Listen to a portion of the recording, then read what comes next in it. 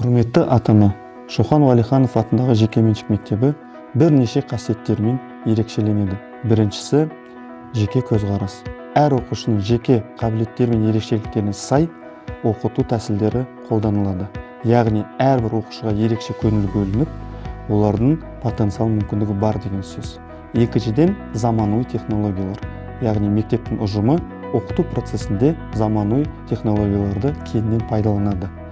Бұл әрбір оқушының білімді меңгеруінде жаңа заманауи әдістермен меңгеруіне ықпал етеді. Үшіншіден тәрбиелік орта. Мектеп ұжымы балаларға білім беруден бөлек бойларына рухани адамгершілік құндылықтарды қалыптастырады. Төртіншіден қосымша пәндер мен үйірмелер. Әрбір оқушыға білім беру бағдарламасына сәйкес қосымша пәндер мен үйірмелер ұсынылады.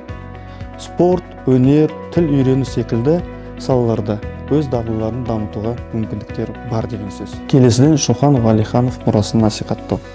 Мектеп атақты ғалым, зерттеуші Шоқан Уәлиханов есімімен аталуы, оның білімге деген құштарлығы мен ғылымға қосқан үлесін насихаттайды. Сондықтан әрбір оқушының қазақ тарихының мәдениетіне деген сезімін ояту мақсатында мектебімізде тәрбие бағдарламасы бар екенін айта кету керек.